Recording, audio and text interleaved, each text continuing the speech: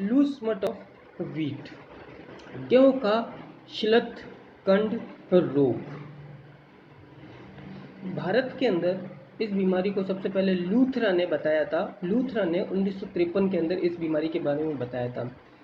भारतवर्ष के अंदर पूरे भारत में करीब प्रति वर्ष 50 मिलियन रुपए से ज़्यादा का इस बीमारी की वजह से नुकसान होता है। पंजाब में इस बीमारी को कांजीरी नाम से जाना जाता है।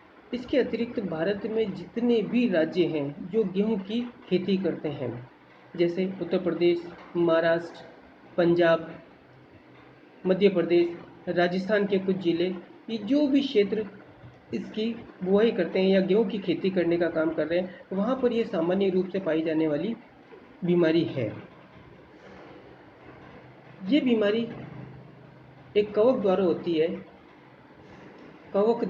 है। ये कवक ऑस्ट्रेलेगो ट्रिटिसाई या ऑस्ट्रेलेगो न्यूडा वेराइडी ट्रिटिसाई के नाम से जानी जाती है।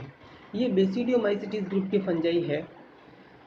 इस रोग के अंदर हमें किसी भी अवस्था में, पुष्पासन या बाली बनने के पहले किसी भी अवस्था में अपने को ये पता नहीं चलता है कि पौधा इस बीमारी से ग्रसित है या इस रोग से ग्रसित है। ये पौधा जब इसके अंदर स्वस्थ पौधे में और रोगी पौधे में हम लोग किसी प्रकार का अंतर नहीं बता सकते।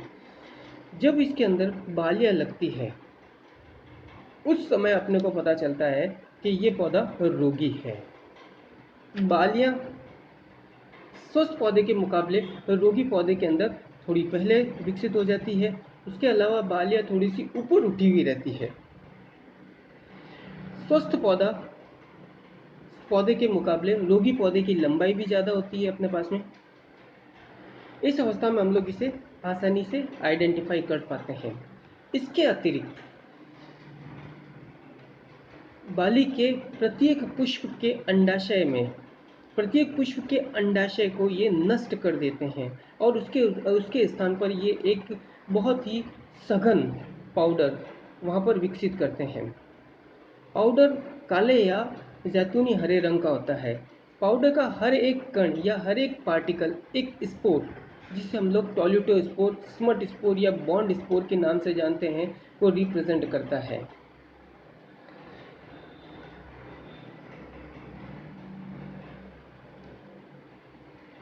स्मट स्पोर या बॉन्ड स्पोर को निरूपित करता है।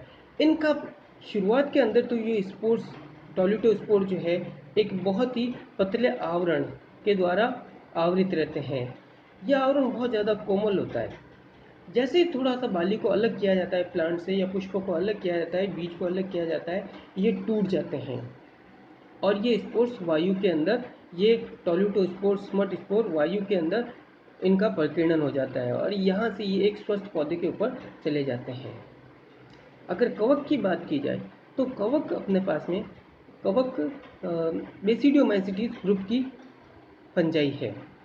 बेसिडियोमाइसिटिस वर्ग की फंजाई है। बेसिडियोमाइसिटिस के सारे लक्षण इसके अंदर देखने को मिलते हैं। जैसे इनका माइसीलियम पटयुक्त माइसीलियम होता है, शाखित होता है इनका माइसीलियम। इनमें द्विकेंद्र की भवन देखने को मिलता है, डाइकैरियोटाइजेशन अवस्था इनमें देखने को मिलती है। इसके अतिरिक्त इनके अंदर क्लैंप कनेक्शन भी देखने को मिलता है कवक में। लेकिन इस कवक के अंदर हॉस्टोरिया नहीं बनते हैं, हॉस्टोरिया का निर्माण नहीं होता है। प्रारंभिक अवस्था के अंदर इनका माइसीलियम हाइलिन होता है, हाइलिन या काचाव होता है। लेकिन बाद की अवस्थाओं के अंदर या परिपक्व अवस्था में इनका माइसीलियम भूरे रंग का हो जाता है। माइसीलियम अंतरकोशिकीय अवकाश के अंदर बढ़ता रहता है, जिसके कारण पौधे के अंदर किसी प्रकार के लक्षण प्रतीत नहीं होते हैं। जैसे ही बालियां विकसित होती है, बालियां विकसित होते ही ये सीधे उनके अंडाशय के अंदर चले जाते हैं। अंडाशय में जाने के पहले तक की अवस्थाओं के अंदर इनका माइसीलियम प्राथमिक माइसीलियम अवस्था के अंदर रहता है। उसके बाद में जैसे द्वितीयक माइसीलियम में ये परिवर्तित होता है, ये अंडाशय के अंदर चला जाता है। अंडाशय में जाकर ये वहाँ पर अंडाशय को नष्ट करता है, जिसके स्थान पर ये टॉल्यूटो स्पोर या स्मट स्पोर्स या बनाने का काम करता है। स्मट स्पोर्स या इन बीजाणुओं का प्रकीर्णन होता है। प्रकीर्णन के बाद में ये सीधे किसी स्वस्थ पादप के ऊपर जाते हैं। स्वस्थ पादप के ऊपर जाने के बाद में वहाँ पर ये स्मट स्पोर्स अंकुरण करते हैं। स्मट स्पोर गोलाकार आकृति के और दोहरे आवरण द्वारा आवृत रहते हैं। बाह्य आवरण को हम लोग एक्साइन और आंतरिक आवरण को इंटाइन कहते हैं। जब ये अंकुरण करता है तो इनका बाह्य आवरण फट जाता है और आंतरिक आवरण एक जनन नलिका के रूप में बाहर निकलती है। आंतरिक आवरण जनन नलिका के रूप में बाहर निकलती है। जनन नलिका के अंदर शीघ्र ही सेप्टेशन या पटीकरण होता है, जिससे यह 4 कोशिकीय अवस्थाओं के अंदर बदल जाता है। प्रत्येक कोशिका से एक थ्रेड लाइक या धागे नुमा संरचना विकसित होती है। हालांकि ये बेसिडियोमाइसिटिस ग्रुप की फंजाई है, लेकिन इनमें बेसिडियो बीजाणु नहीं बनते हैं। इनमें ये जो थ्रेड युक्त संरचना बनी है, ये प्राथमिक माइसिलियम को निरूपित करती है। इनमें से 4 में से 2 धनात्मक तथा 2 ऋणात्मक, तो 2 नर 2 मादा के अनुरूप काम करते हैं।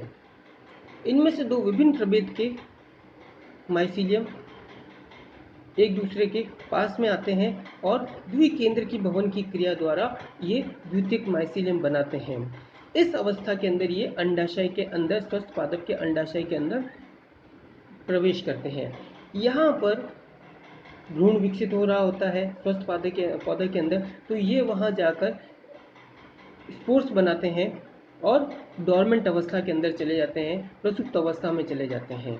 जब अगली बार ये बीज बन जाते हैं, बीज बनने के बाद में इन संक्रमित बीजों को जब अगली बार फसल के लिए यूज़ में लिया जाता है, बोया जाता है, तो उस वक्त में ये इस बीज के इस पौधे के साथ में वृद्धि करते रहते हैं और अपना माइसिलियम विकसित करते हैं। माइसिलियम धीरे धीरे अंतरकोशिकीय अवकाशों के अंदर वृद्धि करता है और पौधे के अंदर किसी भी प्रकार के लक्षण प्रतीत